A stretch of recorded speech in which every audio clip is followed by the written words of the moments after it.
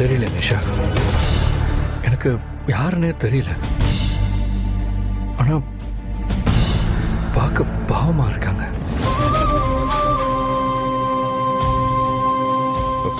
கொஞ்ச நேரத்துக்கு முன்னாடி தான் மயங்கி விழுந்தாங்க. அப்புறம் அந்த குழந்தை அம்மா அம்மான்னு துடிச்சப்போ எனக்கு ஒரு மாதிரி இருந்துச்சு நிஷா. ஏதோ என் குழந்தை என் கண்ணு முன்னாடி அழுதா எப்படிலாம் இருக்குமோ அப்படிலாம் எனக்கு இருந்துச்சு.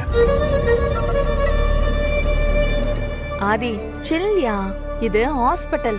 இந்த மாதிரி யாராவது ஒருத்தர் அழுதுட்டு தான் இருப்பாங்க, வலியில துடிச்சிட்டு தான் இருப்பாங்க. அதுக்கெல்லாம் ஃபீல் பண்ணிட்டு இருப்ப.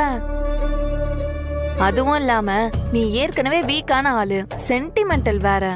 உன் முன்னாடி யாராவது வந்து பசின்னு வந்து நின்ற கூடாது, பணம் இல்லைன்னு வந்து நின்ற கூடாது.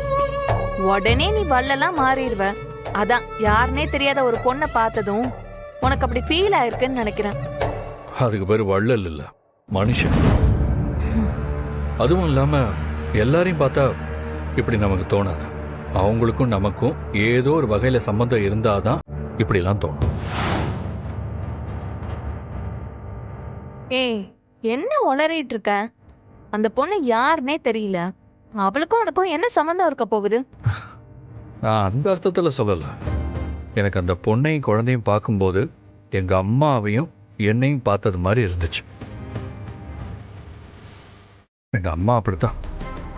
எங்க அப்பா எங்களை விட்டு போனதுல இருந்து எங்க போனாலும் என்னை கூட்டிகிட்டே தான் அலைவாங்க. எனக்கு தெரிஞ்சு அந்த குழந்தைக்கும் அப்பா சைட்ல ஏதோ பிரச்சனை இருக்கும்னு தோணுது. இப்ப எதுக்கு உனக்கு இதெல்லாம்? நீ எழுதின லெட்டரை படிச்சல, அவ்வளவுதான். அது மட்டும்தான் உன்னை சுத்தி நடந்த உண்மை, உனக்கு தெரிஞ்சுக்க வேண்டிய உண்மை. அதை விட்டுட்டு மற்ற விஷயங்களையும் மற்றவங்கள பத்தியோ யோசிக்காத ஆதி. அது மட்டும் இல்ல, நீ யாருக்காகவோ எதுக்காகவோ இப்படி வருத்தப்படுற குணத்தை முதல்ல மாத்திக்கும். அது உனக்கு நல்லது இல்ல. சார், ஸ்கேன் ரிப்போர்ட் வந்துருச்சு. இப்போ டாக்டர் உங்களை பார்க்கணும்னு சொன்னாரு. அதை கொடுங்க சிஸ்டர்.